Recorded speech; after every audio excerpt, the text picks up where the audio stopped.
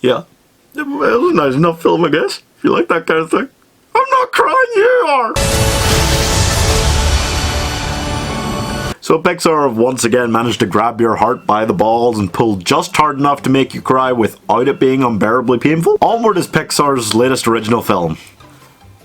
Pixar still know how to make original films? That's right! After a decade where Pixar made Toy Story 3, Cars 2, Monsters University, Finding Dory, Cars 3, Incredibles 2 and Toy Story 4, we are really getting a treat this year in 2020 with Onward and Soul both being released within about 3 months of each other. God damn! So this one poses a modern world where magic was rife and magical creatures inhabit the whole planet, but technology rose and thus magic fell and wasn't used anymore, despite them being able to show you many things that magic could do in the film that they can't do with technology.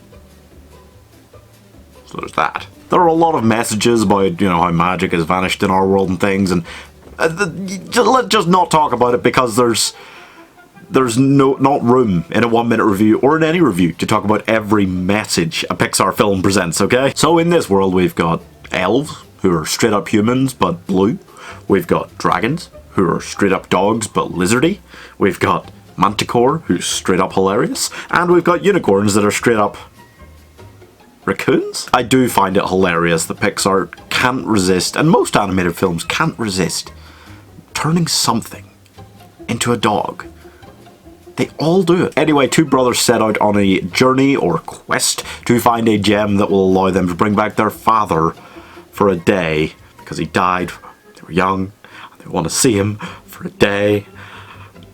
You know you're going to cry before you step in after just hearing that one-line premise. Of course, the initial spell they cast messes up and only brings back his legs, but they can walk around, so they don't need to bring the dragon with them to have an animal sidekick, because they've got that. Isn't that fun? Now, it is a road trip film, which means that you have at the core of it all the basic move a little, get waylaid for a short amount of time, wash, rinse, repeat. It's a tried and tested method, as are all of the many road trip tropes that we see in the film, such as accidentally getting on the wrong side of a biker gang, car trouble, stopping for supplies, car blows up, etc, etc. It is a whole cinematic genre of its own, and I will fight anybody who tries to claim it isn't. Anyway, this is my 1 minute review for Onward. Damn, you forgot about halfway through the third Cars movie that Pixar is actually good. In my opinion, they lost themselves a bit from about Toy Story 3 to Cars 3. Then Coco and Incredibles 2 had me coming back to the pack.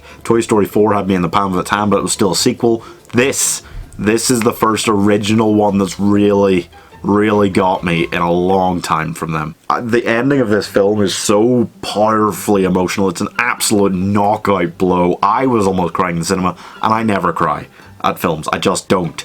And my sister, she was in floods of tears, though that just means it was a film. Or slightly sad commercial. She'll cry at anything. Anyway, I feel like in many ways the world around it wasn't an important facet of the film. If you'd made this like live action, slightly more dramatic, with the same story, but it was just all humans, like, this film could have won a lot of Oscars or something, okay? I loved it. It was really funny, the voice acting was great, and I'm giving it 83 out of 100. It really feels like the Pixar of old. Little Miss Sunshine, The Wizard, I Went Down, Road Trip, Euro Trip, The Muppet Movie, National Lampoon's Vacation, RV, Interstate 60, Rain Man, Starman, Bolt, Where Angels Go, Dogma, The Stand, The Blues Brothers, Sex Drive, Fanboys, Wrist Cutters, Blue State, Easy Rider, Dumb and Dumber, Zombieland, and of course, a Goofy movie. Don't try and tell me that road trip movies aren't their own genre.